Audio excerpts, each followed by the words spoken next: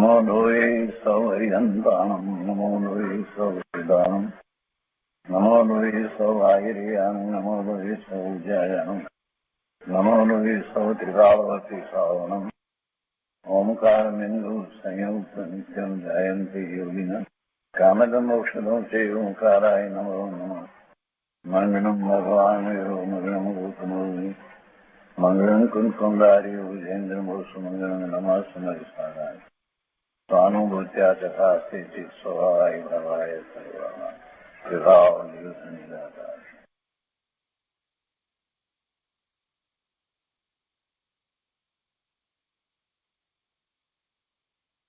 દ્રવ્ય સંગ્રહ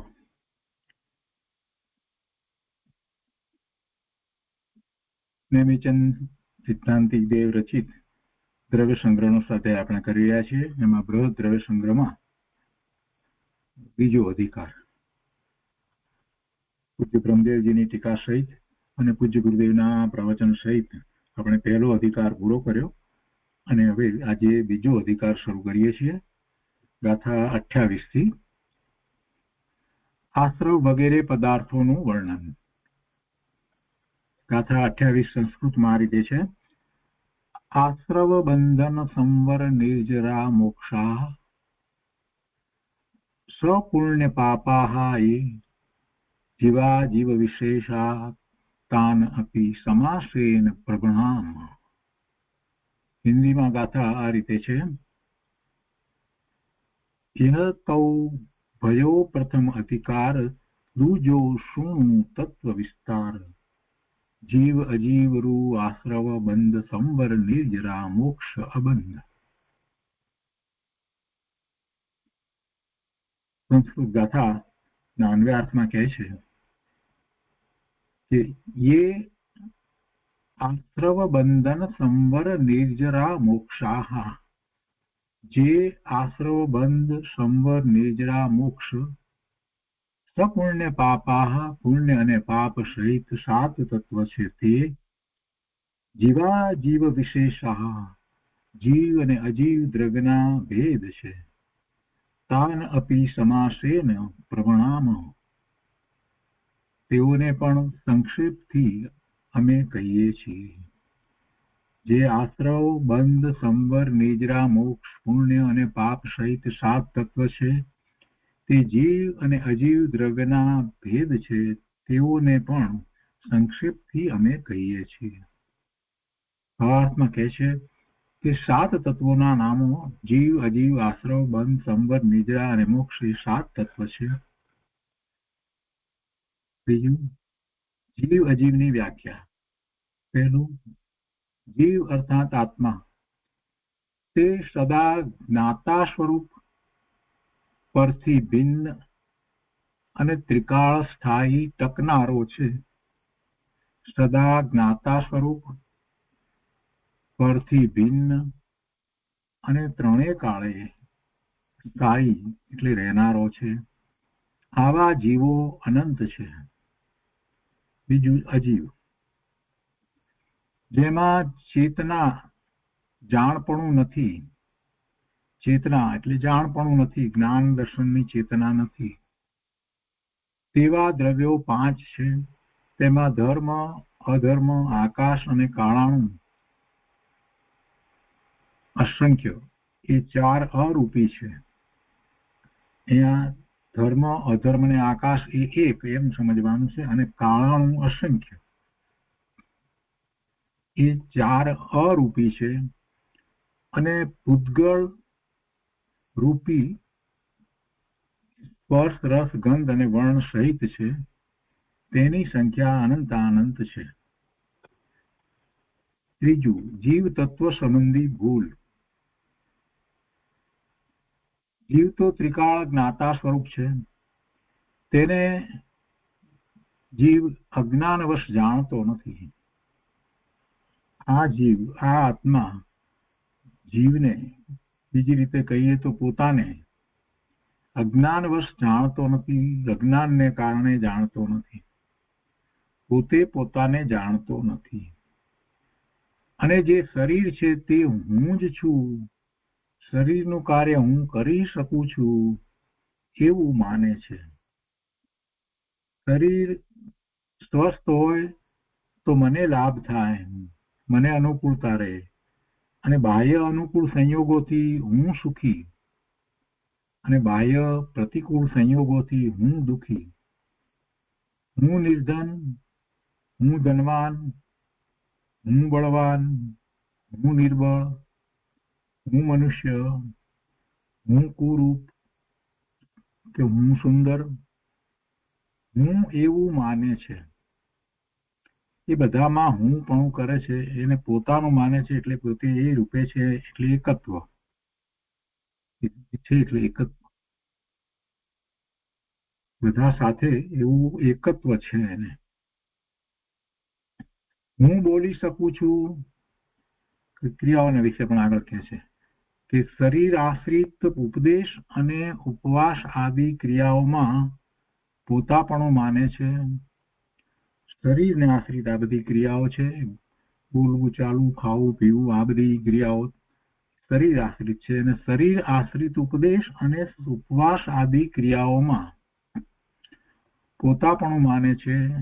એટલે હું બોલી શકું છું, રોટલા આદિ ખાઈ શકું છું, જળ આદિ પી શકું છું, પરજીવોનું ભલું બુરું કરી શકું છું, વગેરે પ્રકારે પરદ્રવ્યની ક્રિયાનો પોતાને માલિક માને છે, પોતાને એનો કરનારો માને છે.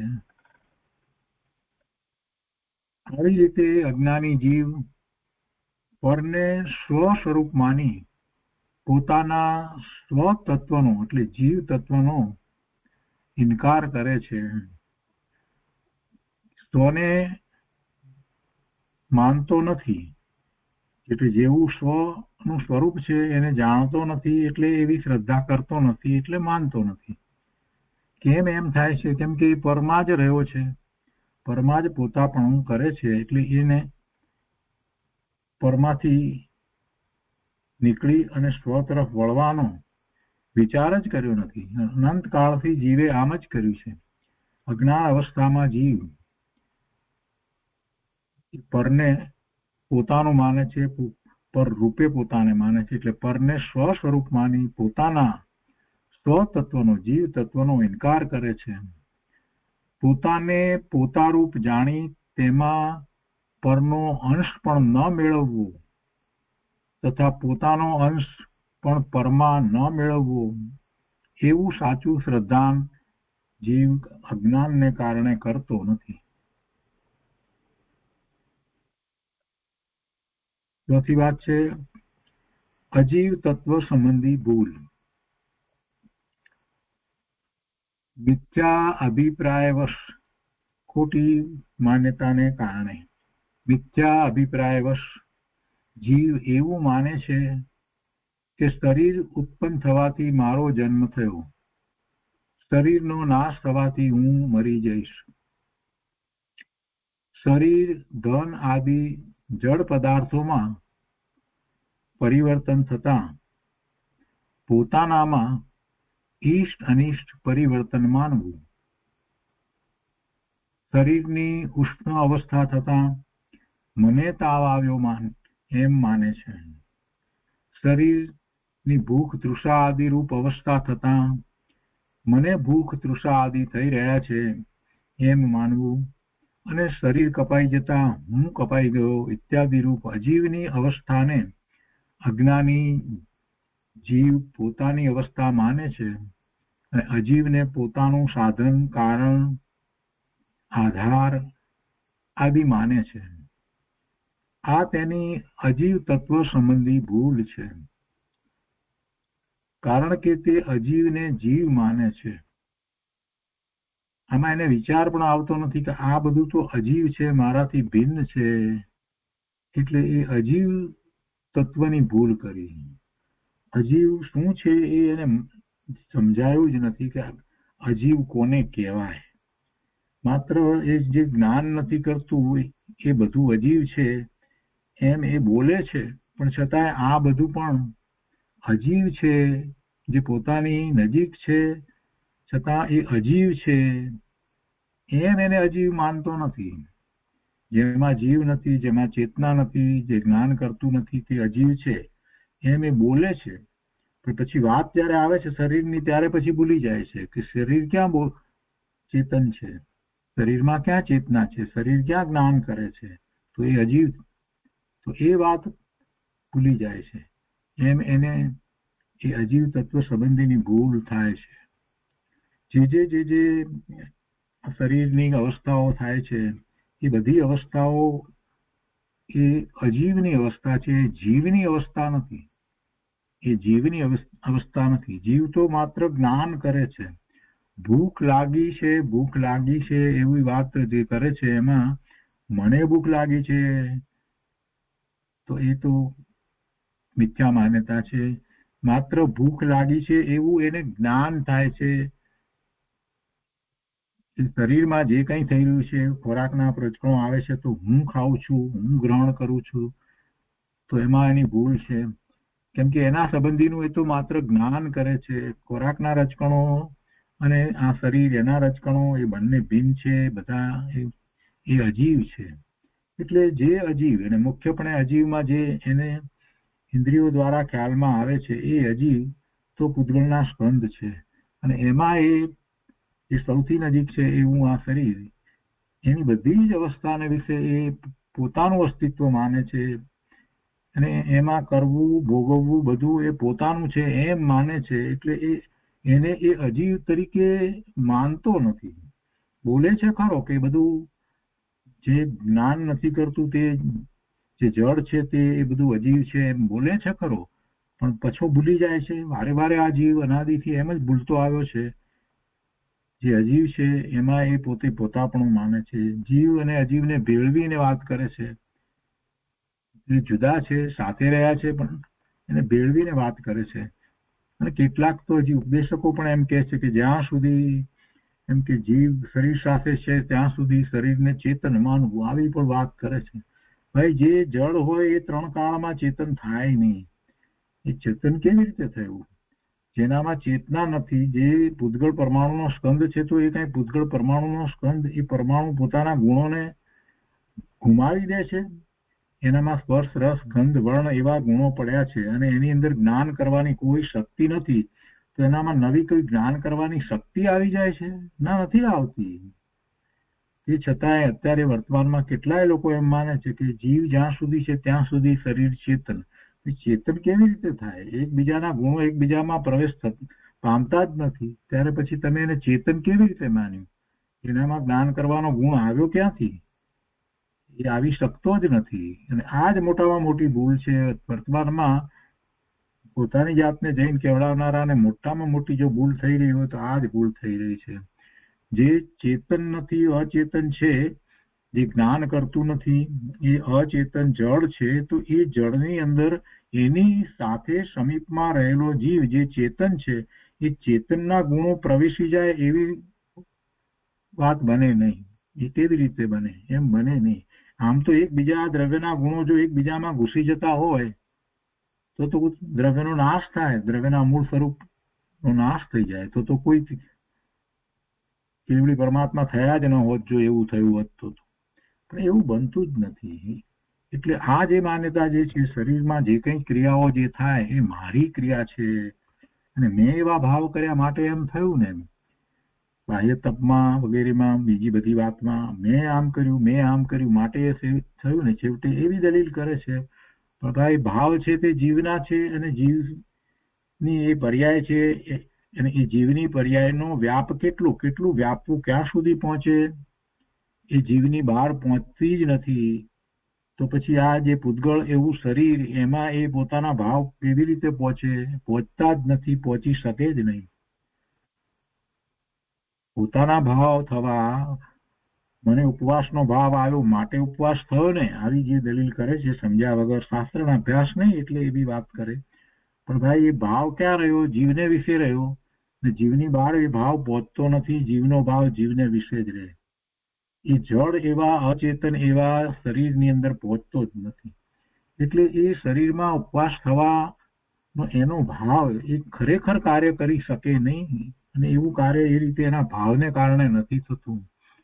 આવી દ્રવ્યની સ્વતંત્રતા જ્યાં સુધી સ્વીકારવામાં ન આવે ત્યાં સુધી જીવ અજીવને ભેગા માની અને એ મિથ્યાત્વના પોષણ કરે છે, બીજું કાંઈ કરતો નથી.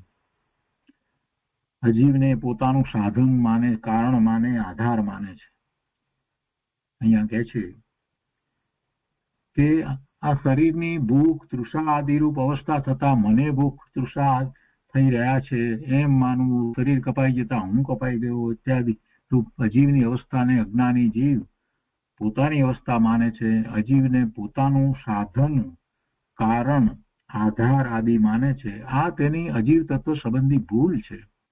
કારણ કે તે અજીવને જીવ માને છે. આમાં અજીવને સ્વતત્વ, જીવ તત્વ સ્વીકારતા તે અજીવ તત્વનો અસ્વીકાર કરે છે. એને બધાને તો જીવ માની લીધા, અજીવને તો બહુ મોટી ભૂલ ચાલી રહી છે.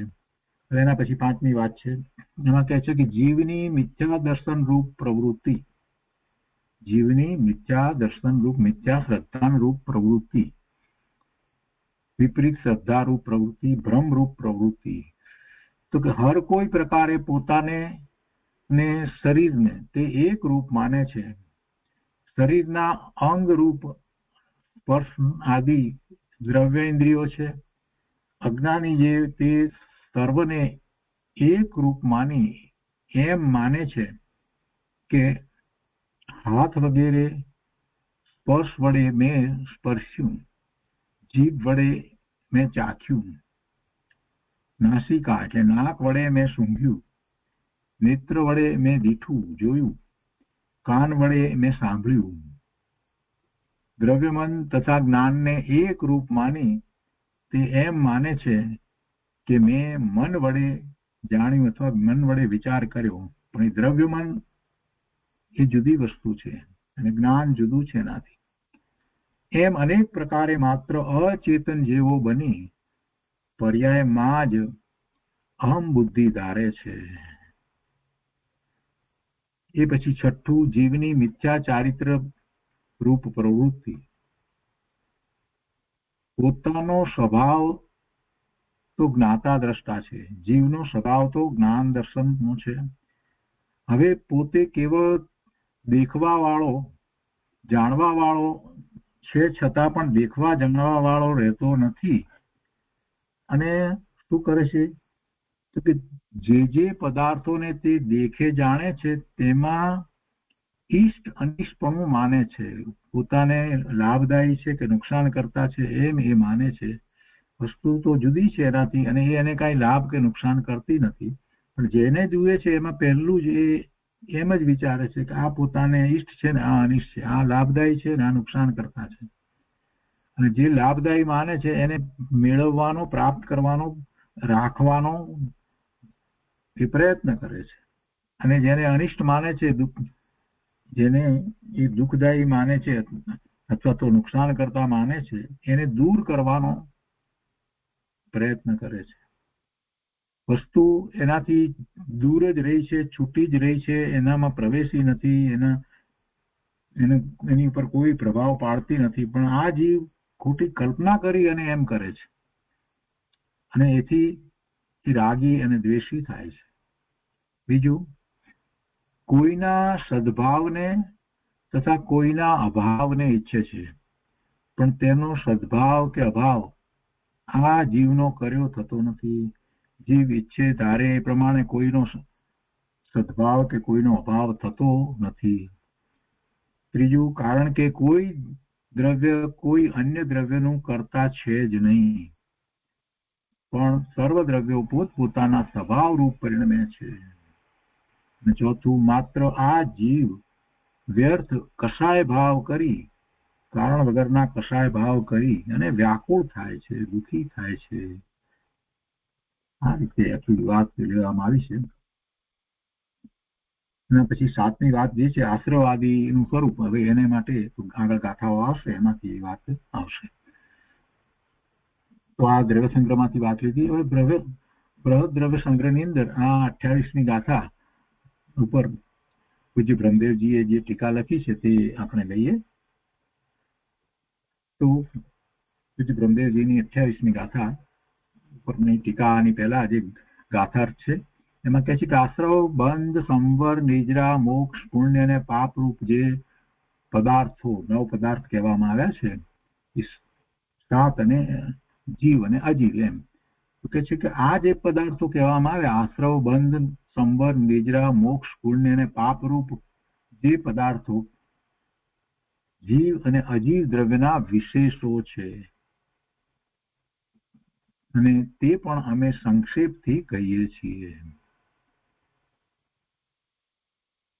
ટીકા એમાં કહે છે કે આસવ નિરાશ્રવ સ્વસંવેદનથી વિલક્ષણ, એનાથી ભિન્ન, જુદું, વિપરીત. આસવ એટલે એની ટીકાની અંદર એને પહેલા સમજાવતા કહે છે કે નિરાશ્રવ સ્વસંવેદન, આશ્રવ વિનાનું પોતાનું સંવેદન, નિરાશ્રવ સ્વસંવેદન, એનાથી વિલક્ષણ, એનાથી જુદું, ભિન્ન, વિપરીત, એ નહીં, એનાથી જુદું, વિલક્ષણ. શું છે વિલક્ષણ? તો શુભાશુભ પરિણામ, અને એવા શુભાશુભ પરિણામ વડે શુભ અને અશુભ કર્મોનું આવવું, પુણ્ય પ્રકૃતિના અને પાપ પ્રકૃતિના કર્મોનું આવવું, તે આશ્રવ છે. બંધન, બંધ રહિત શુદ્ધ આત્મતત્વની ઉપલબ્ધિ રૂપ ભાવનાથી ભ્રષ્ટ થયેલ જીવને કર્મના પ્રદેશો સાથે સંશ્લેષ સંબંધ થાય છે, તે બંધ છે. શેને બંધ કહેવામાં આવ્યો? કર્મના પ્રદેશો સાથે, જીવને કર્મના પ્રદેશો સાથે સંબંધ થાય છે, સંશ્લેષ થાય છે, એને બંધ કહેવામાં આવ્યું. કેવી રીતે? શા માટે? અહીંયા કહે છે કે શુદ્ધ આત્મ તત્વની ઉપલબ્ધિ રૂપ ભાવનાથી ભ્રષ્ટ, ખરેખર શુદ્ધ આત્મ તત્વની ઉપલબ્ધિ રૂપ ભાવના હોવી જોઈએ, એની એકાગ્રતા હોવી જોઈએ, જેથી શુદ્ધ આત્મ તત્વની ઉપલબ્ધિ થાય, એની પ્રાપ્તિ થાય. તો એવી ભાવનાથી ભ્રષ્ટ છે, એવી ભાવના કરતો નથી. એટલે આત્મતત્વ, શુદ્ધ આત્મ તત્વની ભાવનાથી જે ભ્રષ્ટ થયો છે, એવા જીવને કર્મના પ્રદેશો સાથે સંબંધ થયેલ, એવા જીવને કર્મના પ્રદેશો સાથે સંબંધ, સંશ્લેષ થાય છે, તે બંધ કર્યું. હવે શુદ્ધ આત્મ તત્વ ને માટે એક વિશેષણ મૂક્યું છે અહીંયા. શુદ્ધ આત્મ તત્વની ભાવનાની વાત કરી, એની ઉપલબ્ધિ રૂપ ભાવનાની વાત કરી, તો એમાં વિશેષણ શું મૂક્યું? કે બંધ રહિત, બંધ રહિત એવું વિશેષણ મૂક્યું છે. એને માટે શુદ્ધ આત્મ તત્વ, એટલે બીજી રીતે કહીએ તો એ શુદ્ધ આત્મ તત્વ છે તે બંધ વિનાનું જ છે, એને બંધ છે જ નહીં.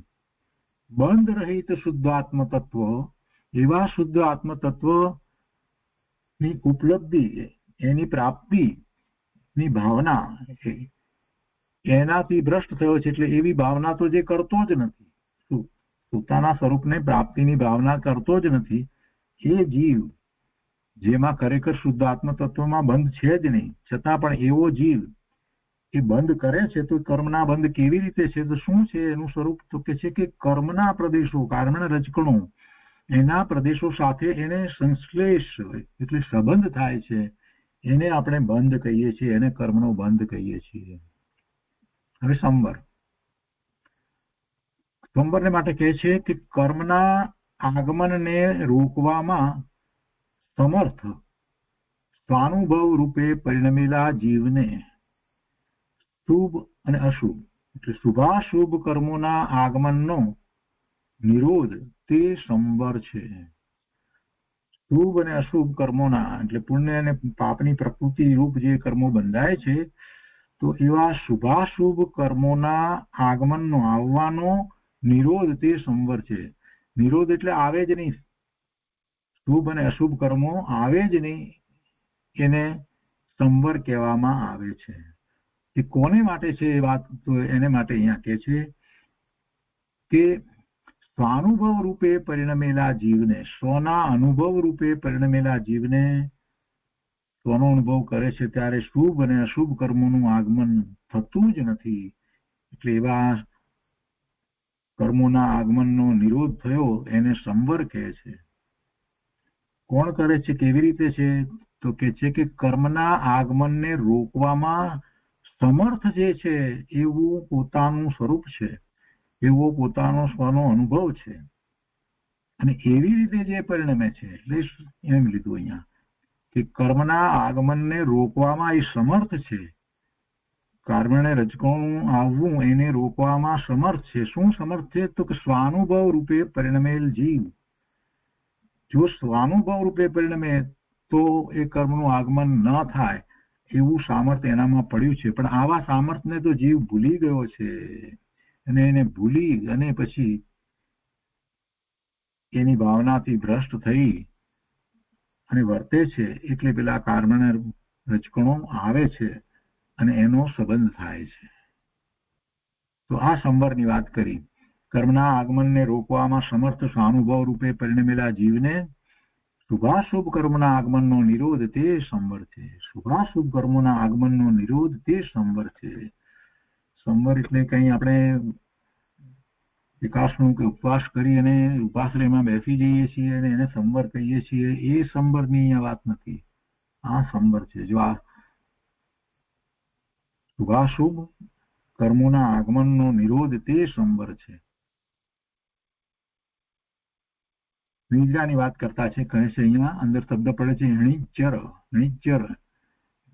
તો કહે છે કે શુદ્ધ ઉપયોગની ભાવનાના સામર્થ્યથી શુદ્ધ ઉપયોગની ભાવનાનું સામર્થ્ય એનામાં પડ્યું છે. એની એકાગ્રતા કરી શકે છે. શુદ્ધ ઉપયોગ એનો થઈ શકે છે.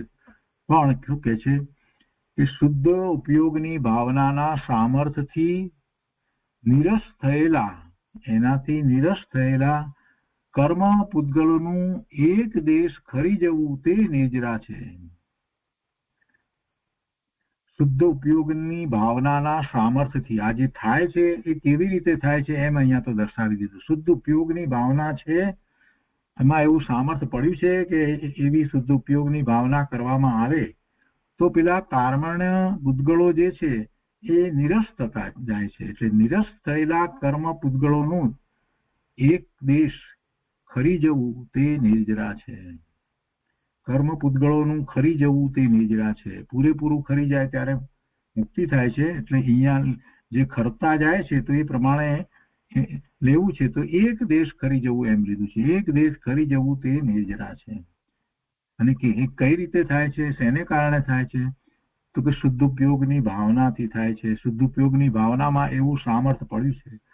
જો આપણે શુદ્ધ ઉપયોગ કરીએ એટલે કે સ્વરૂપનું લક્ષ્ય કરીએ તો શુદ્ધ ઉપયોગ થાય. એવું કરીએ તો કર્મ પૂતગલો જે છે એ નિરસ થઈ અને એનું ખરવાનું શરૂ થઈ જાય છે, ખરી જાય છે, એમ અહીંયા સમજાવવું છે. વાસ્તવમાં એ કર્મોના ઉદયો આવે છે અને એ કર્મના રજકણો ખરી જાય છે. એ વખતે એને નવા કર્મ આવતા જ નથી અને એમ એ નિર્જરા થાય છે. એ સંવર સહિતની જ નિર્જરા હોય છે. એ જ સાચી નિર્જરા છે, એ જ સકામ નિર્જરા છે.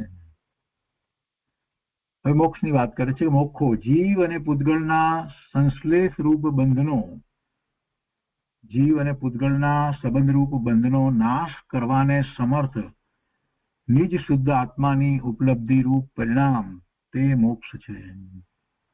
એવા બંધનો નાશ કરવાને સમર્થ પોતાનું શુદ્ધ સ્વરૂપની પ્રાપ્તિ છે. પોતાના શુદ્ધ સ્વરૂપની નિજ શુદ્ધ સ્વરૂપની ઉપલબ્ધિ એની પ્રાપ્તિના પરિણામ થાય છે તો એ મોક્ષ છે. અને એ કેવો છે? તો કે જીવ અને પૂતગલના સંશ્લેષ રૂપ બંધનો નાશ કરવા વાળો છે. એ સંબંધ રહેતો જ નથી. મોક્ષમાં એ સંબંધ રહેતો જ નથી. નાશ કરવાને સમર્થ નિજ શુદ્ધ આત્માની ઉપલબ્ધિ રૂપ પરિણામ તે મોક્ષ છે. એવા પરિણામને મોક્ષ કહેવામાં આવ્યો. કેવા પરિણામને મોક્ષ કહેવામાં આવ્યું? શુદ્ધ આત્માની પૂર્ણપણે ઉપલબ્ધિ રૂપ જે પરિણામ થયા, એવા પરિણામ થયા તો એને મોક્ષ કહેવામાં આવ્યો. અને એમાં એવું સામર્થ્ય પડ્યું છે કે જેથી સામે કર્મના પૂતગલો પૂર્ણપણે એ નીકળી જાય છે અને બંધ રહેતો નથી. હવે આગળ કહે છે સપૂર્ણ પાવા જે, એટલે જે આ ઉપરોક્ત આશ્રવાદી પદાર્થો પુણ્ય પાપ સહિત છે. આશ્રવાદી એટલે આશ્રવ ને બંધ જે છે તે પુણ્ય પાપ સહિત છે. તેવી સમાસેણ પબનામો, જેમ પહેલા જીવ અને અજીવ પદાર્થોનું વ્યાખ્યાન કર્યું છે તેમ તે આશ્રવ આદિ પદાર્થોને પણ સંક્ષેપમાં કહીએ છીએ. હવે એની વાત કરીએ છીએ. અને તે કેવા છે? જીવા જીવ વિશેષા. આ જે 9 પદાર્થોની પહેલા જે વાત લીધી છે, તો એ શું છે? એમાં જીવ અજીવના એ વિશેષો છે. આ જે 7 કહેવામાં આવ્યા, આપણે પણ એ રીતે જ કહીએ છીએ કે જીવ અજીવ બે છે, અને એનો સંબંધ જે છે અને એનો સદભાવ અને એના અભાવ રૂપે આ 7 જે છે એ તો એની પર્યાયો છે. એ તો એની પર્યાય છે. આશ્રવ બંધ સંવર નિજરા મોક્ષ પુણ્ય પાપ આ બધું જે છે, તો એ તો બધું એ જીવ ને અજીવના સંબંધથી થતી પર્યાયો છે. એટલે એને એના વિશેષ કયા, જીવ અજીવના વિશેષ એટલા માટે કહેવામાં આવ્યા. તો અહીંયા કહે છે કે તે શું છે, કેવા છે? તો કે જીવ અને અજીવના વિશેષો છે. ચૈતન્ય ભાવરૂપ છે તે જીવના વિશેષો છે. જીવ અને અજીવના વિશેષ કયા ને? તો પછી એમાં કયા જીવના ને કયા અજીવના? તો કે છે કે ચૈતન્ય ભાવરૂપ છે તે જીવના વિશેષો છે, અને ચૈતન્યના અભાવરૂપ છે તે અજીવના વિશેષો છે. વિશેષનો શું અર્થ છે? વિશેષ એટલે શું? અહીંયા શું સમજવું? તો કે છે કે વિશેષનો અર્થ પર્યાય છે. ચૈતન્ય રૂપ અશુદ્ધ પરિણામો જીવના પર્યાયો છે, અને અચેતન રૂપ કર્મ પૂતગળના પર્યાયો છે તે અજીવના પર્યાયો છે. જીવના અને અજીવના બંનેના પર્યાય થાય ને. જીવના પર્યાયની અંદર જીવ દ્રવ્ય વ્યાપે છે, અને અજીવના પર્યાયમાં અજીવ વ્યાપી રહ્યું છે, અજીવ પર્યાયો. એટલે ચૈતન્ય રૂપ અશુદ્ધ પરિણામો નો વિચાર કરીએ તો ચૈતન્ય રૂપ અશુદ્ધ પરિણામો એટલે જીવના જે ભાવ થયા, શુભ અશુભ ભાવ થયા, એવા આશ્રવ થયા અને જે બંધ થયા, તે જીવના પરિણામ છે. એમાં જીવ દ્રવ્ય વ્યાપી રહ્યું છે. કર્મની વાત હમણાં બાજુ પર મૂકીએ અને માત્ર વિચાર કરીએ કે શુભ ભાવ થયો તો જીવને જીવની પર્યાયમાં થયો, અશુભ થયો તો જીવને જીવની પર્યાયમાં થયો, અને એને કારણે જે આશ્રવ થયો પુણ્ય પ્રકૃતિનો અને પાપની પ્રકૃતિનો, એ પ્રમાણે જે આશ્રવ થયો એ જીવની પર્યાયમાં થયો. કે જ્યારે એવો ભાવ થાય છે એ જ વખતે આશ્રવ થાય છે, અને એવો ભાવ બંધ પડ્યો એ પણ જીવની પર્યાયમાં થયો. તો એ અશુદ્ધ પરિણામો બધા કોના છે? કે ચેતન એવા ભગવાન આત્મા જીવના છે. અને એવા પરિણામ જે છે એ કોઈ ગુણને કારણે નથી, માત્ર પોતાના દોષને કારણે, પોતાની વિપરીત માન્યતાને કારણે છે. પણ એ અશુદ્ધ પરિણામો છે જીવના, પોતાના છે પરિણામ, પોતાના ભાવ છે. એ બધા પરિણામ પોતાના જ છે, પોતાનો દોષ છે, અને એને એ જીવ નિવારી શકે છે, એવો સક્ષમ છે. અને પેલા પરિણામ જે કર્મ જે છે, દ્રવ્ય કર્મની વાત કરીએ તો એ બધા જે અચેતન રૂપ કર્મ એ પૂતગળના પર્યાયો છે, એ અજીવના પર્યાયો છે. જે વખતે આશ્રવ થયો એટલે કે દ્રવ્ય આશ્રવ થયો, તો દ્રવ્ય આશ્રવમાં એવા કર્મને રજકણો આવ્યા, એ પરિણામ બધા એ પૂતગળના પોતાના પરિણામ છે. અને પછી એ બંધાયા, કર્મ બંધાયું, તો એ કર્મનો બંધ દ્રવ્ય કર્મ એ પણ એ પૂતગળના પરિણામ છે. એટલે એ અચેતન રૂપ કર્મ પૂતગળના પરિણામો છે. એવી પ્રકૃતિના આવ્યા, પુણ્યની પ્રકૃતિ ને પાપની પ્રકૃતિના કારણે રજકણો જે આવ્યા, એવો આશ્રવ થવો અને એવું બંધ પડવો, એ બધું પૂતગળના કારણે જે થયું છે, તો એ એના પરિણામ છે, એ પૂતગળના પરિણામ છે. અને એનો કરતા જીવ ખરેખર તો નથી, વ્યવહારથી કહેવામાં આવે છે. એને વ્યવહારથી એનો કરતા કહેવામાં આવ્યો છે. અસદભૂત ઉપચરિત વ્યવહારથી એને એનો કરતા કહેવામાં આવ્યો છે. પણ વાસ્તવમાં એ પરિણામ તો પૂતગળના છે, એ પર્યાયો પૂતગળના છે, અને તે અજીવના પર્યાયો છે. તો આ રીતે અધિકાર સૂત્રરૂપ ગાથા પૂરી થઈ. અને 28મી ગાથાની અંદર પહેલા તો આ રીતે વાત કરી. હવે એક પછી એક આશ્રમ વગેરેની વાત આગળ લેશે. તો આની ઉપર પૂજ્ય ગુરુદેવ કાંજી સ્વામીએ જે વિસ્તાર કર્યો છે તે લઈએ આપણે. 28મી ગાથા ઉપર પૂજ્ય ગુરુદેવ પ્રવચનમાં સમજાવે છે. ભાવ ગાથાનો પહેલા લે છે અને કહે છે કે હવે જે આશ્રવ બંધ સંવર નિજરા મોક્ષ પુણ્ય અને પાપ એ 7 તત્વ છે, તે જીવ અજીવના ભેદ રૂપથી પદાર્થ છે, તેને સંક્ષેપમાં કહે છે. વ્યાખ્યાર્થ. આશ્રવ આશ્રવ એટલે આશ્રવથી રહિત જે નિજ આત્માનું જ્ઞાન છે એનાથી વિલક્ષણ જે શુભાશુભ ભાવ છે. જો આત્માનું જ્ઞાન, અહીંયા નિજ આત્માના જ્ઞાનને તો સીધી શરૂઆત જ ગુરુદેવે એ રીતે કરી કે એ આશ્રવથી રહિત છે. જો જ્ઞાન થાય એટલે આશ્રવ એવું નથી. જ્ઞાન એ આશ્રવનું કારણ નથી. આત્માનું જ્ઞાન જે છે એ આશ્રવનું કારણ નથી. જ્ઞાન આશ્રવનું કારણ હોય તો ક્યારેય જીવ મુક્ત થઈ શકે જ નહીં. જ્ઞાન એનો સ્વભાવ છે, જાણે છે. જ્યારે એને જે ભાવ થાય છે તો એ પ્રમાણે આશ્રવ થાય છે. એને જાણવા વાળું જ્ઞાન એનાથી ભિન્ન રહે છે. રાગ શુભ ભાવ કે અશુભ ભાવ જે થયો એવા રાગ ને દ્વેષને પણ જ્ઞાન જાણે છે. જ્ઞાન અને રાગ જુદા, જ્ઞાન અને રાગ જુદા. આ મોટી મહત્વની વાત છે, સમજવાની વાત છે.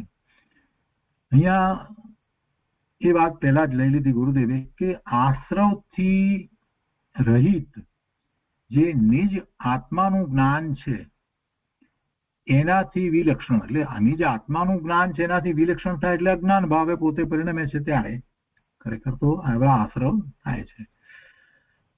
મૂળ વસ્તુને જેમ છે તેમ ન જાણે એટલે એના ભાવ પછી એવા થાય છે. કહેવાનો આશય એમ છે, પોતાની વસ્તુને જેમ છે તેમ જાણે અને ઘર પદાર્થોને પણ જેમ છે તેમ જાણે તો એમાં એને એવા ભાવ થતા નથી, શુભાશુભ ભાવ થાય નહીં. એટલે એ વખતે એનું લક્ષ્ય સ્વરૂપ તરફ હોય તો આશ્રવ થાય નહીં. એ વાત આમાંથી આપણને પ્રાપ્ત થાય છે.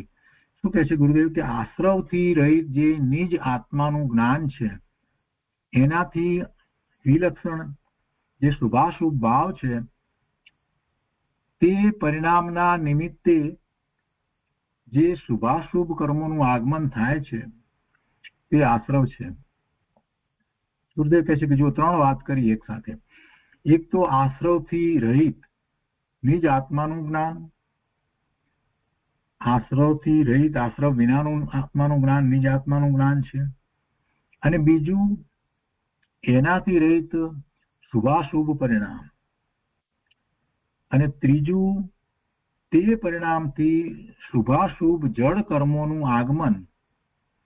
એમાં શુભાશુભ પરિણામ તે ભાવ આશ્રવ છે અને પેલા જળ કર્મોનું આગમન જે થયું, જળ કર્મોનું આવવું જે થયું એ દ્રવ્ય આશ્રવ છે. એટલે ત્રણ વાત એમાં સાથે લેવામાં આવી. આ આશ્રવ વિશેની વાત કરી. શું ત્રણ વાત છે ફરીથી લઈએ. એક તો આશ્રવથી રહિત નિજ આત્માનું જ્ઞાન છે, અને બીજું એનાથી રહિત નિજ આત્માનું જ્ઞાન જે કહ્યું આશ્રવથી રહિત જે એવું, તો એના વિનાનું શું છે શુભાશુભ પરિણામ છે. અને ત્રીજું એ પરિણામ શુભાશુભ પરિણામથી જળ કર્મોનું આગમન. એમાં શુભાશુભ પરિણામ એ પણ આશ્રવ છે, એ ભાવ આશ્રવ છે. અને જળ કર્મનું આવવું જે થયું એ પણ આશ્રવ છે, તો એ દ્રવ્ય આશ્રવ છે. એટલે એમાં દ્રવ્ય આશ્રવ અને ભાવ આશ્રવની પણ વાત લીધી. પણ એ બધા આત્મા એવા આશ્રવ જે છે એ આત્માનું સ્વરૂપ નથી. આત્માનું સ્વરૂપ તો જ્ઞાન સ્વરૂપ છે. જ્ઞાન સ્વરૂપથી આ ભિન્ન, જુદા, વિપરીત, વિલક્ષણ આશ્રવ છે. આશ્રવ આત્માનું સ્વરૂપ નથી. ભાવ આશ્રવ પણ આત્માનું સ્વરૂપ નથી. આગળ કહે છે બંધન એટલે બંધ. બંધથી રહિત જે શુદ્ધ આત્મા છે, આ શુદ્ધ આત્મામાં કોઈ બંધ નથી. બંધ વિનાનો જે શુદ્ધ આત્મા છે એની પ્રાપ્તિ સ્વરૂપ જે ભાવના છે તે ભાવનાથી ચ્યુત થયેલો જે જીવ છે, શેની ભાવનાથી ચ્યુત થયેલો જે જીવ છે શુદ્ધ આત્મા છે, એ શુદ્ધ આત્માની પ્રાપ્તિની ભાવનાથી જે ચ્યુત થયો છે, શુદ્ધ આત્માની પ્રાપ્તિની ભાવના જે કરતો નથી, એ તરફ ગયો જ નથી, એવો જે જીવ છે તેને કર્મના પ્રદેશો સાથે પરસ્પર બંધ છે, તેને બંધ કહે છે. એટલે સંબંધ છે એને બંધ કહે છે. ચિદાનંદ આત્મા તો ત્રણેય કાળે બંધથી રહિત છે. જ્ઞાન આનંદ સ્વરૂપ ભગવાન આત્મા તો ત્રણેય કાળે બંધથી રહિત છે. એટલે વિકારી પરિણામથી રહિત આત્મા છે. એની ભાવના એ સમ્યક દર્શન જ્ઞાન ચારિત્ર છે. એમાંથી ભ્રષ્ટ થયેલા જીવને બંધન થાય છે. કોઈ કર્મે એને ચ્યુત કરાવ્યો એમ નથી, પણ પોતે ચ્યુત થાય છે. પોતાના સ્વભાવ ભાવથી પોતે ચ્યુત થાય છે. પરનું લક્ષ પોતે કરે છે. ત્યારે એનું નિમિત્ત પામી અને આત્માની સાથે એક ક્ષેત્રે કર્મો આવીને રહે છે. તે દ્રવ્ય બંધ છે. દ્રવ્ય બંધ કયું સંવર. કર્મોના આશ્રવને રોકવામાં સમર્થ જે નિજ આત્મજ્ઞાન છે, તે જ્ઞાનમાં પરિણત જીવને શુભ અશુભ કર્મો આવતા નથી. તે સંવર છે. કર્મોનો આશ્રવ થયા જ કરે ના, તો કે છે કે એવું બને નહીં. કેમ કે એને રોકવામાં ભગવાન આત્મા સમર્થ છે. જે પોતે સ્વભાવ ભાવે પરિણમી ગયા છે, જેને આપણે ભગવાન કહીએ છીએ, આરાધ્ય દેવ કહીએ છીએ, એમને ક્યાં આશ્રવ થાય છે? એટલે એ સામર્થ કોનું છે? એ જીવનું સામર્થ છે. કર્મોના આશ્રવને રોકવામાં સમર્થ જે નિજ આત્મજ્ઞાન છે, એવા આત્મજ્ઞાનનો આપણે વિચાર જ નથી કર્યો કે આ આત્મજ્ઞાન, પોતાના સ્વરૂપનું જ્ઞાન, એનું સામર્થ કેટલું છે. એ કર્મોને આવવા દેતું જ નથી. ભાવ કર્મને આવવા દેતું નથી, તો દ્રવ્ય કર્મની તો વાત જ ક્યાં રહી. કર્મોના આશ્રવને રોકવામાં સમર્થ જે નિજ આત્મજ્ઞાન છે, તે જ્ઞાનમાં પરિણત જીવને શુભ અશુભ કર્મો આવતા નથી. તે સંવર છે. આત્મા જ્યારે વિતરાગી પર્યાયને કરવાને સમર્થ થાય છે, એટલે આત્મા જ્યારે સ્વભાવ રૂપે પરિણમે છે, ત્યારે કર્મો આવવાને લાયક ન હતા તે કર્મોને રોક્યા એમ કહેલ છે. વાસ્તવમાં તો એ વખતે કર્મ આવવાના હોતા જ નથી. ત્યારે એમ કહેવામાં આવે છે સંવર છે, તો એને રોક્યા એ વ્યવહાર નહીંનું કથન છે. પોતે સ્વભાવ ભાવે થયો છે, તો એ વખતે વસ્તુ સ્વરૂપ એવું જ છે કે આશ્રવ થાય જ નહીં. એટલે સ્પષ્ટતા કરી ગુરુદેવે. આત્મા જ્યારે સ્વભાવ રૂપે પરિણમે છે, પોતાના સ્વભાવ રૂપે પરિણમે છે, ત્યારે કર્મો આવવાને લાયક ન હતા તે કર્મોને રોક્યા એમ કહેલ છે. એટલે શુભાશુભ કર્મો આવતા નથી એને સંવર કહે છે. આ વાત બધાને સમજાય એવી છે, ન સમજાય એમ છે જ નહીં. અનંતા કેવળીઓ થઈ ગયા તે બધા આ આત્મા જેવા જ હતા. એટલે પૂર્વે જયારે કેવળ જ્ઞાન નહોતું થયું અને સમ્યક્ત્વ પણ નહોતું થયું, ત્યારે એ પણ બધા આ આત્મા જેવા જ હતા. પૂર્વે અનંતા ભવો કર્યા, એમાં ભિખારીની જેમ મા બાપ રોટલો આપો ને બધું ગટું આપો ને એમાં ભીખ પણ માગી, એ રીતે અને બધું જ કર્યું, કઈ બાકી રાખ્યું નથી. એને યુદ્ધ પણ કર્યા ને કઈ કનિષ્ઠ ભાવો કર્યા ને કઈક અંશે શુભ ભાવો કર્યા, બધું કર્યું. મિથ્યાત્વ સહિત આ જીવે શું નથી કર્યું? ચારે ગતિમાં રખડ્યો છે. અને એ જ રીતે જે અત્યારે વર્તમાનમાં સિદ્ધ થઈ અને સિદ્ધ શિલા ઉપર બિરાજમાન થયા છે, એવા પરમાત્મા એ પણ પૂર્વે સંસાર અવસ્થામાં હતા અને સમ્યક દર્શન નહોતું થયું ત્યાં સુધી એમને પણ ચાર ગતિના ભ્રમણ બધા થતા જ હતા. પણ એમને જયારે ખ્યાલ આવ્યો અને પછી એમને પોતાની ભૂલ સુધારી, સ્વરૂપનું લક્ષ કર્યું, સમ્યક પ્રગટ કર્યું, આગળ વધી કેવળ જ્ઞાન પ્રગટ કર્યું, નિર્વાણ પામી અને સિદ્ધ થયા. આપણે પણ એ વખતે એમની સાથે જ હતા. એટલે કોઈ નવો જીવ તો ઉત્પન્ન થતો નથી, અનંત જીવો છે તે અનાદિથી છે, તો આપણે પણ એ બધાની સાથે હતા. અત્યારે વર્તમાનમાં જે અનંત સિદ્ધ ભગવાન બિરાજે છે, તો એમાંના કેટલા બધા સિદ્ધ ભગવાન જયારે સંસાર પર્યાયમાં હતા ત્યારે આપણે પણ એમની સાથે હતા. એટલું જ નહીં, એમાંના કેટલાય કે તો આપણને પણ કહ્યું હોય કે ભાઈ આ તું જે કરે છે ખોટું કરે છે, તું આ ધર્મને સમજ, એવી સલાહ શિખામણ પણ આપી હશે અને કહ્યું હશે કે મારી સાથે ચાલ.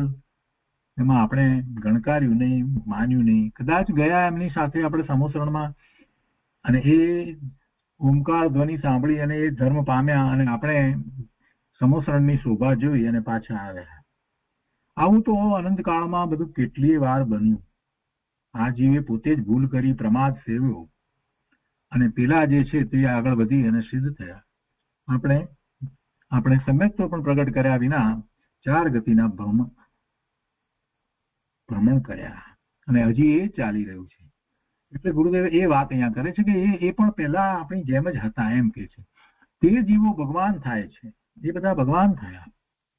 તે ભગવાન થયા તો તે આત્મામાં ઉતર્યા ત્યારે ભગવાન થયા, સ્વરૂપમાં સ્થિર થયા ત્યારે ભગવાન થયા. જે આત્મા વિકારની પરિણતિ કરતો હતો તે આત્મા સ્વપરિણતિ કરવા લાગ્યો એટલે આત્માના આનંદનો ખોરાક ખાવા લાગ્યો, આત્મામાંથી આવતા આનંદને ગ્રહણ કરવા લાગ્યો અને એને કર્મો આવતા નથી. એનું નામ સંબર છે. કર્મો આવવાના હતા પણ જીવે સ્વપરિણામ કર્યા માટે રોકાઈ ગયા એમ નથી. કર્મો એ આવવાના જ ન હતા. તેવો જ નિમિત્ત નૈમિતિક સંબંધ હોય છે કે જીવને જયારે સ્વભાવ ભાવે પરિણમન થાય ત્યારે કર્મો આવવાના હોય જ નહીં, કારણ રજકોનો ના આવે. પણ વ્યવહારથી એમ કહેવાય કે ત્યારે એને એવા પોતાના સ્વપરિણામ કર્યા માટે કર્મો આવવાના હતા તે ન આવ્યા એમ વ્યવહારથી કહેવામાં આવે. કેમ કે એ વખતે કર્મો આવતા નથી એ અપેક્ષાથી એમ કહેવાય. નિર્જર કે નિર્જરા. ગુરુદેવ કહે છે કે શુદ્ધ ઉપયોગની ભાવનાના બળથી નિરસીભૂત એટલે શક્તિહીન થયેલા કર્મ જે છે તે શક્તિહીન થાય છે. નિરસીભૂત એટલે શક્તિહીન થયા, રસ વિનાના થઈ ગયા, શક્તિ વિનાના થઈ ગયા. શું? કર્મ. ક્યારે થયા? તો કે છે કે શુદ્ધ ઉપયોગની ભાવનાના બળથી. શુદ્ધ ઉપયોગ કેવી રીતે થયો? સ્વરૂપનું લક્ષ કરી, સ્વરૂપમાં એકાગ્રતા કરી, તો એ વખતે જે ઉપયોગ છે એને શુદ્ધ ઉપયોગ કહેવાય. અને એવા શુદ્ધ ઉપયોગની ભાવનાના બળથી આ કર્મો કે જે કર્મો શક્તિહીન થયેલા, નિરસીભૂત એટલે શક્તિહીન થયેલા કર્મ પૂતગળોનું એક દેશ ગલન એટલે કે ખરી જવું એટલે નાશ થવો, કર્મરૂપ અવસ્થામાં ન રહેવું, તેને નિર્જરા કહે છે. આત્માનો ઉપયોગ જે બહારમાં જાય છે તેને અંતરમાં ઉતારવો, તેને શુદ્ધ ઉપયોગ કહે છે. અંતરશક્તિનો ભરોસો આવે, પોતાના સ્વરૂપનો એને બરાબર વિશ્વાસ આવે કે પોતાનું શુદ્ધ સ્વરૂપ સિદ્ધ જેવું છે, શુદ્ધ છે, પૂર્ણ છે, પવિત્ર છે, અનંત ગુણ છે, અનંત સામર્થ્ય ભર્યું પડ્યું છે પોતાની અંદર, એવો પોતાને ભરોસો આવે તો એવા અંતરશક્તિનો ભરોસો આવે તે અંતરમાં વળે છે ત્યારે તેના બળથી નિર્જરા થાય છે એમ કહેલ છે. અને 12માં જે માન્યતાઓ બધી નિર્જરા વિશેની વાત છે ને એને માટે પણ ગુરુદેવ અહીંયા સ્પષ્ટતા કરે છે કે ભાઈ જો રોટલા ન ખાવાથી, ઉપવાસ કરવાથી, જઠાઈ કરીએ, 8 કરીએ કે 10 ઉપવાસ કરીએ, દિગંબરમાં 10 ઉપવાસ, સપ્ટેમ્બરમાં 8 ઉપવાસ, 28 ને 10 ઉપવાસનું મહત્વ છે ને. એટલે કે છે કે એમ રોટલા ન ખાવાથી, અને 8 ઉપવાસ તો ક્યાં માંસ ખમણ પણ કરવામાં આવે, મહિનાના ઉપવાસ કરવામાં આવે, તો માંસ ખમણ કરવાથી નિર્જરા થાય છે એમ કહેલ નથી. એમ અહીંયા નિર્જરા કહી નથી. આ શાસ્ત્રની અંદર જે નિર્જરા કહી એમાં એવું ક્યાંય આવ્યું નહીં કે રોટલા ન ખાવાથી, આટલા ઉપવાસ કરવાથી, 30 દિવસના ઉપવાસ કરવાથી એટલે માંસ ખમણ કરવાથી નિર્જરા થાય છે એમ અહીંયા શાસ્ત્રમાં કહેલ નથી. કર્મ તરફનું વલણ છૂટી ગયું તે વખતે કર્મના રજકણોમાં રસ હોવા છતાં આત્મા પોતાના રસમાં લીન થયો એટલે કર્મ નિરસ થઈ ગયા એમ કહેલ છે. પૂજ્ય બ્રહ્મદેવજી નિરસ શબ્દ એ રીતે સમજાયો છે ને, નિરસ થઈ ગયેલા. કર્મ તરફનું વલણ છૂટી ગયું એટલે પોતાને કર્મના ઉદયો જે છે એમાં એ પહેલા હિતની બુદ્ધિ ને અહિતની બુદ્ધિ કરતો હતો એ બધું વલણ છૂટી ગયું. કર્મ તરફનું વલણ છૂટી ગયું તે કેવી રીતે છૂટી જાય? વલણ ક્યાંક તો જાય ને, એ તરફનું લક્ષ છૂટીને લક્ષ ક્યાં ગયું? સ્વ તરફ વળ્યું. કર્મ તરફનું વલણ છૂટી ગયું તે વખતે કર્મના રજકણોમાં રસ હોવા છતાં આત્મા પોતાના રસમાં લીન થયો એટલે કર્મ નિરસ થઈ ગયા એમ કહેલ છે. ભલે ને કર્મમાં જે હોય તે બધું, પણ એમાં આત્મા એનું લક્ષ્ય કરતો જ નથી. આપણે કોઈને ઇગ્નોર કરીએ તો પેલાની બધી શક્તિ જે છે, સામર્થ્ય જે છે, એ જે આપણા તરફ એને માન્યું હોય કે હું આમ પ્રભાવિત કરીશ, એ કઈ કરી શકતું જ નથી. કોઈ વ્યક્તિ આપણને પ્રભાવિત કરવા માટે આવે અને બહુ સરસ રીતે એ બધી વાત કરતો હોય, બોલવાનું કરવાનું, પણ આપણે એનું લક્ષ્ય જ ના કરીએ તો, સાંભળીએ જ નહીં તો આપણને શું અસર થાય? આપણે કઈ પ્રભાવિત થતા જ નથી. એવી રીતે સ્વરૂપનું લક્ષ્ય જયારે કરવામાં આવે છે તો પેલા કર્મના રજકણો જે છે, એટલે કર્મ જે છે એ આવે, ઉદયમાં આવે, એટલે એનો રસ જે છે, છતાં પણ આપણે તો એમાં કઈ એનાથી પ્રભાવિત થયા જ નહીં, એમાં આપણે એના રસ તરફ વળ્યા જ નહીં, એટલે પેલા આપણે માટે તો નિરસ થયા. એમ નિરસપણું છે. નિરસપણું બહુ સમજવા જેવું છે. કર્મના રજકણો જે છે એટલે ઉદયમાં આવ્યા છે, તો ઉદયમાં આવ્યા તો એનું સામર્થ્ય જે છે, એમાં કંઈક જે કઈ રસ જે છે તે બતાવે છે, પણ એ રસ બતાવે તો રસને જાણનાર તો ભગવાન આત્મા પોતે છે ને. એમાં રસની, એનું જે સામર્થ્ય, એનું બળ જે કંઈ છે, એમાં રસ લેવો, એમાં એનાથી પ્રભાવિત થવું, એમાં પોતાની હિત અહિતની બુદ્ધિ કરવી, આ બધું કરવા વાળો તો આત્મા છે ને. પણ એ એમાંનું કાંઈ કરે જ નહીં તો પેલા શું કરશે? એ ખરી જશે. એ તો એનું કાર્ય કરીને જતા જ રહેવાના છે. એ કઈ આપણે માટે ફરી પાછા એ બીજી વખત જ્યાં સુધી આપણે એનામાં રસ ન લઈએ ત્યાં સુધી રોકાઈ રહેશે ના, એવું તો થતું જ નથી. બહુ શાંતિથી સમજવા જેવી આ સરસ વાત કરી છે. નીરસપણાની જે વાત કરી છે, ભાઈ એ તો એનું કાર્ય કરશે, પણ આપણે એના તરફ લક્ષ્ય આપીએ તો આપણને અસર થાય ને, ન લક્ષ્ય આપીએ તો ક્યાં અસર થાય? બહાર પેલો આવ્યો છે મદારી, એનો ખેલ તો ચાલે જ છે, તો કરે જ છે ખેલ, પણ આપણે એ ખેલમાં રસ લઈએ તો સવાલ થાય ને. પણ આપણે એમાં રસ જ નથી લેતા ને આપણે આપણા કાર્યમાં જ મશગુલ રહ્યા, તો એ મદારીએ શું કર્યું શું ન કર્યું, એ એનો ખેલ કરીને ચાલે જશે. આ એના જેવી વાત છે. આ કર્મ જે છે એ મદારીનો ખેલ છે. એ ખેલ કર્યા કરે, આપણે એની ઉપેક્ષા કરીએ. એની આપણે જો ઉપેક્ષા કરીએ, આ કર્મનો ઉદય આવ્યો અને એને કારણે આ લોટરી લાગી અને $1 મિલિયન મળ્યા, તો એને આપણે મદારીના ખેલની જેમ લઈએ અને એના તરફ આપણે જો ઉપેક્ષા કરીએ તો આપણને એ કર્મ જે છે એને કારણે થઈ અને જે કંઈ બંધ પડવાના હોય પડે જ નહીં. આપણે અનેક પ્રકારે નીકળ બંધ કરત, આ મારા પૈસા ને મારું ને, હું એનું આમ કરીશ ને તેમ કરીશ ને, એમ જે વિચાર કરીને જે બંધ પડતા તે પડે જ નહીં. એ એના કારણે આવ્યા, એના કારણે જાય, એને મારે શું સંબંધ છે? હા, અહીંયા એમ એ નિરસ થઈ જાય છે. નિરસપણું તો આપણી માટે નિરસપણું છે. કર્મ તરફનું વલણ છૂટી ગયું તે વખતે કર્મના રજકણોમાં રસ હોવા છતાં એ રસ એનામાં રહ્યો, છતાં આત્મા પોતાના રસમાં લીન થયો એટલે કર્મ નિરસ થઈ ગયા એમ કહેલ છે. અને તે ખરે છે તેને નિજરા કહેલ છે. આનો અર્થ એ છે કે આત્મા સ્વરૂપ આનંદની ભાવના ચૂકીને પરની ભાવના વાળો હતો ત્યારે કર્મને ફળ દેવાની તાકાત વાળા કહેવાય છે. સ્વરૂપનો આનંદ ચૂકી અને જયારે એનું લક્ષ્ય કરતો હતો ત્યારે એમ કહેવાય કે કર્મ જે છે એનામાં એવી શક્તિ છે, ફળ આપે છે, એની તાકાત વાળા હતા, એ કર્મ કહેવાય છે. અને તે જ કર્મોને આત્મા સ્વભાવ સન્મુખ થયો એટલે નિરસ શક્તિહીન કહેલ છે.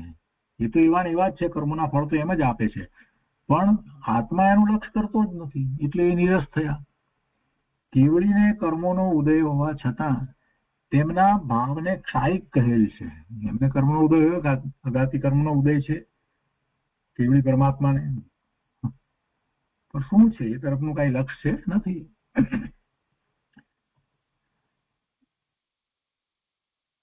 કેવળીને કર્મોનો ઉદય હોવા છતાં તેમના ભાવને ક્ષાયિક કહેલ છે.